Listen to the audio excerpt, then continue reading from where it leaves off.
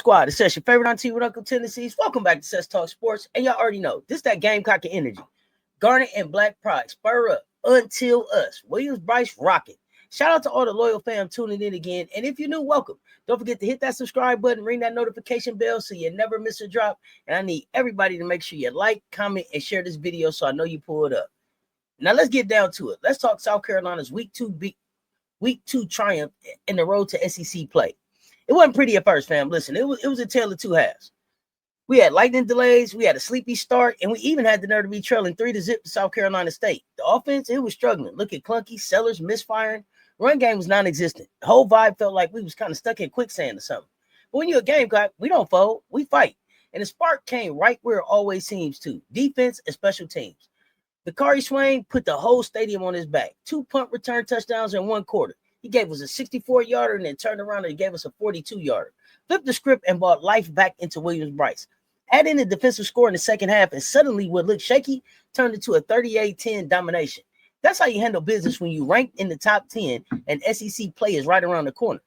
Let's be real. This offense still has work to do. Sellers finished 11-19 for 128 yards and a touchdown. He struggled early, but when he connected with Vanderbilt in the second half, it was exactly the steadying moment the offense needed. Jacobs led with 4 catches for 57 yards, proving he can be that reliable chain mover when everything else is kind of clunky. But don't sleep on Donovan Murphy and Mazio Bennett either. Their 2 catches apiece might not jump off the stat sheet, but listen, those are drive-sustaining plays, the kind of quiet production that helps you win ugly games.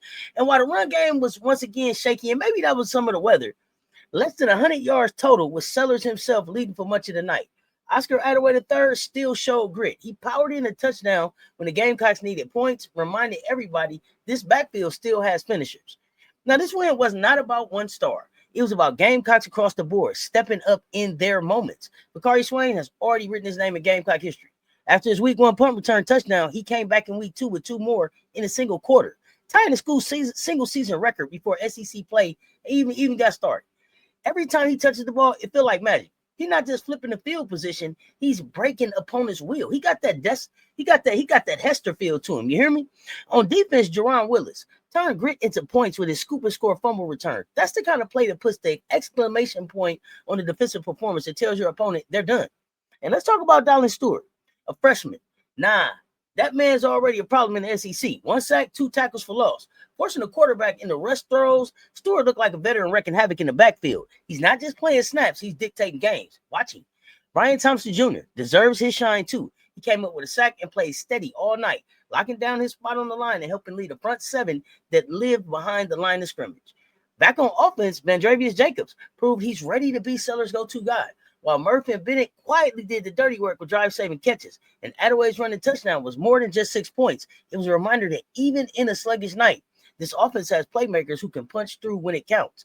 That's what Gamecock football is. Defense, special teams, playmakers stepping up. Collectively, this roster reminded that everybody that winning isn't always about style points. It's about resilience, depth, and pride. The only cloud hanging over the win, injuries. The secondary is banged up. Brandon Cisse and Jaquel Holman went down, with Jalen Kilgore already sidelined. That meant Kelvin Hunter, our 4th-team nickel, had to step in. The O-line took its hits with Josiah Thompson and Marquis Anderson, plus tight end Brady Hunt leaving the game. Beamer is optimistic for Vanderbilt, and Gear and Collier should return. But make no mistake, SEC play tests your depth, and we're thin at some key spots. Now, while we're grinding, Vanderbilt was shocking folks. Down 20-10 at the half against Virginia Tech, they stormed back with 34 unanswered in the second half for the 44-20 win. Diego Pavia is their engine. He racked up 256 total yards, including a 54-yard bomb to Brycene Coleman and a one-handed TD grab by Trey Richardson. Add in a ground game with 262 rushing yards led by Macklin Young's 95 and Cedric Alexander's 2 touchdowns, and this Commodore's offense suddenly looks balanced and dangerous. Their defense showed teeth too. Nick Rinaldi has 6 tackles and a sack, and Jalen Stone forced a huge fumble. Vandy isn't rolling over anymore, and they're walking into Columbia with confidence. Still, history is history. South Carolina 23-2 against Vandy since 2000. Riding a 15-game winning streak last year, 28-7 beat down in Nashville, where Raheem Sanders ran wild for 178 yards and 3 scores, and Sellers dropped 238 passing. That dominance matters, but let's not get it twisted.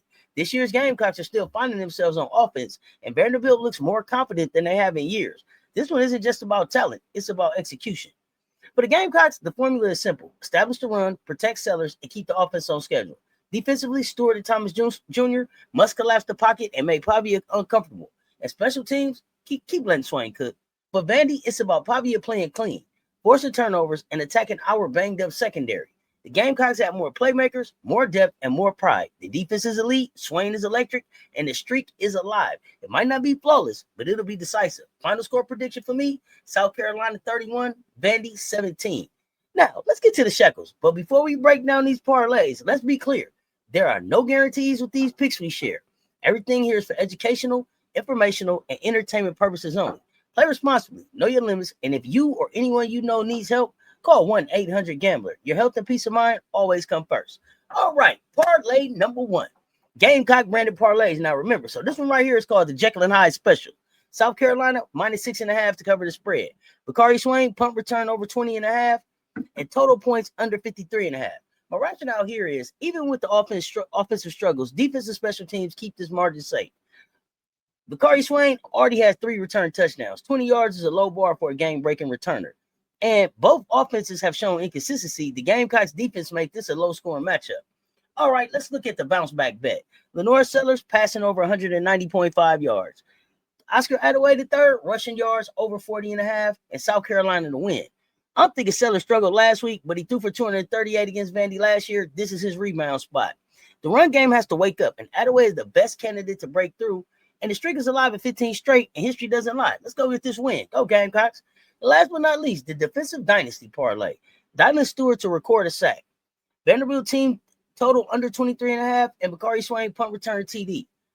Already proven himself as a freshman, and Pavia's mobility creates chances for pursuit plays. So Dylan Stewart, man, look for that sack. The defense has held opponents to 10 and 11 points in the first 2 games. This isn't changing. Vandy's going to be under 23.5, y'all. And a long shot, but with 3 already, he's the most electric returner in college football right now. It's worth the risk. All right, fam, drop a comment with your thoughts on how the Gamecocks looked in week 2, what you expect when Vandy rolls into Columbia, and don't forget to hit the subscribe button, ring the notification bell, and share this video with someone who loves the Garnet and Black.